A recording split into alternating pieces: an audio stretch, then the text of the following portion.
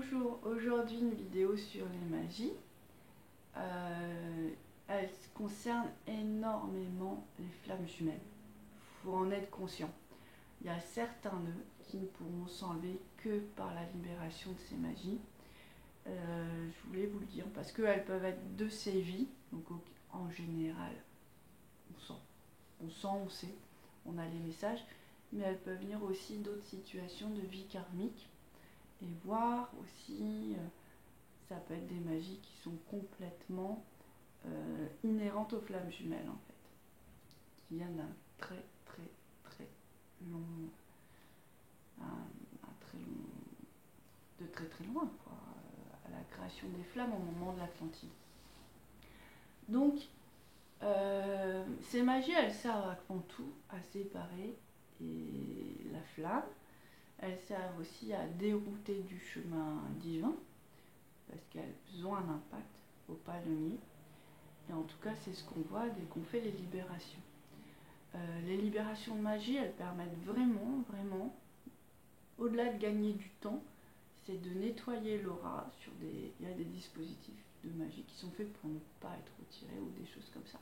Donc il y a un vrai travail à faire au niveau de l'âme chez les flammes jumelles, parce que tout simplement, ça peut vous empêcher de vous réunir. Donc quand je parle des magies, c'est autant sur vous que sur l'autre.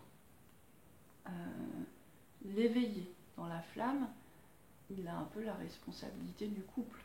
Donc en fait, c'est vrai que c'est important qu'il fasse ce travail de libération. Ça va agir sur lui et en même temps sur une partie des magies qu'il a en commune, les magies du couple en fait.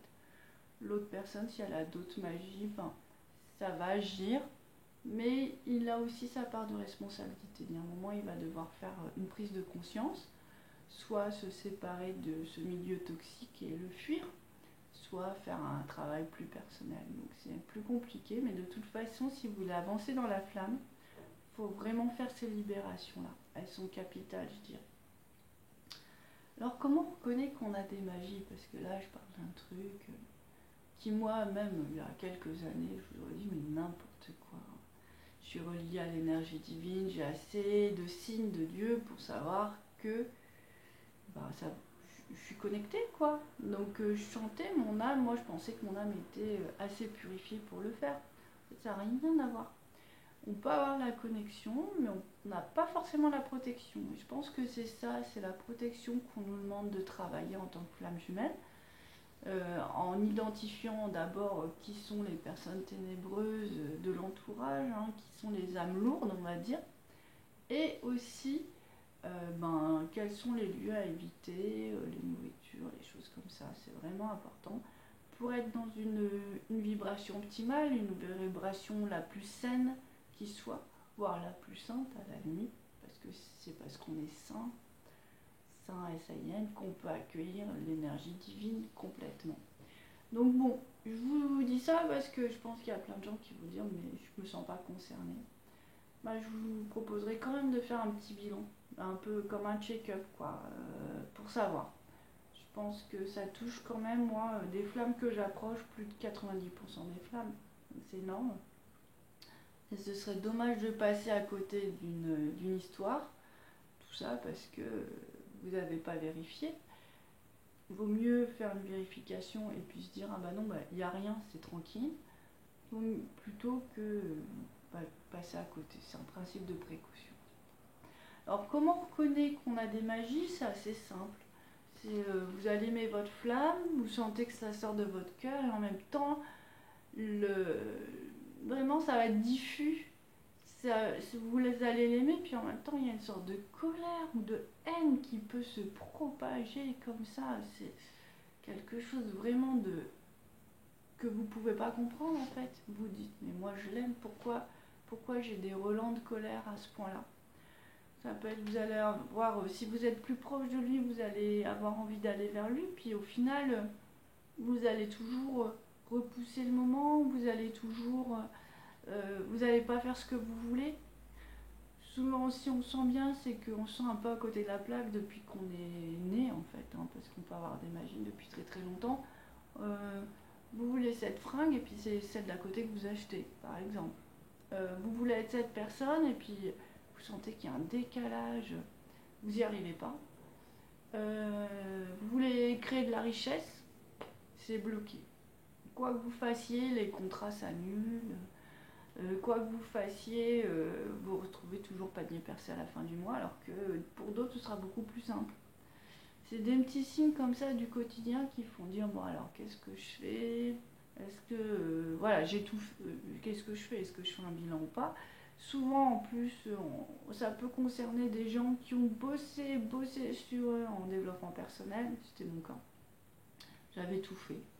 Et je comprenais pas pourquoi, dès que je dégageais par exemple mon premier chakra, ça a marché un jour, 2 jours et ça revenait. Alors que ça revenait, c'était toujours aussi bouché, enfin peut-être un peu moins, mais c'était pas ça et je comprenais pas parce que sur les autres j'arrivais à le faire parfaitement bien et sur moi ça revenait en permanence. Bah, en fait ça c'est des signes aussi qui disent que c'est de la magie en fait. C'est pas du tout la même énergie de guérison, des guérisons émotionnelles et des libérations de l'occulte. Donc ça il faut le savoir parce que ça sert à rien de vous acharner. C'est pas comme ça que ça va fonctionner. Donc, bon, moi je propose un programme avec les énergies de Marial et les énergies divines. Je vous invite à aller voir sur mon site parce que l'objet c'était plutôt de vous informer que de faire la publicité. Donc, si ça vous intéresse, allez voir. Et surtout, oui, c'est un point qui est capital. Par contre, après, il y a une deuxième phase. C'est quand on a commencé à libérer les magies et que le couple qui est dans l'astral se rapproche de plus en plus dans l'enveloppe corporelle, les énergies deviennent tellement puissantes que quand ce couple se forme, c'est incroyable. Il y a une lumière qui sort de cette union, de cette réunion, de cette boule, de cette flamme, de cette unité. Et cette lumière-là, elle chasse les ténèbres. Ce qui explique pourquoi les flammes sont très attaquées. Parce qu'en fait, l'ombre sait très bien que quand ce couple sera réuni, elle va chasser par sa beauté d'âme, par sa grandeur et sa force, les ténèbres sur des centaines de mètres, tout autour d'elle. Donc elle va rendre d'une certaine manière libre, elle va remettre de l'ordre, elle va remettre l'énergie divine sur Terre. Et donc on est forcément wanted par le monde des ténèbres. J'espère que ça vous aura expliqué des choses, j'espère que ça vous aura éclairé, même si vous n'y croyez pas, restez ouvert à ça, gardez un petit dossier, point d'interrogation dans votre tête en vous disant bon pour l'instant j'adhère pas, je reste vigilant, on voit ce qui se passe, où va me guider la vie, est-ce que c'est ça, pas ça, je me ferai une opinion plus tard, vous n'êtes pas obligé de vous en faire une tout de suite. Donc voilà, c'est ce que je voulais vous dire pour vous initier à cette dimension qui n'est pas toujours très agréable. On préférerait que ce soit un peu plus bisounours. Malheureusement, c'est pas toujours le cas. Je vous souhaite une très très bonne journée. Allez, au revoir.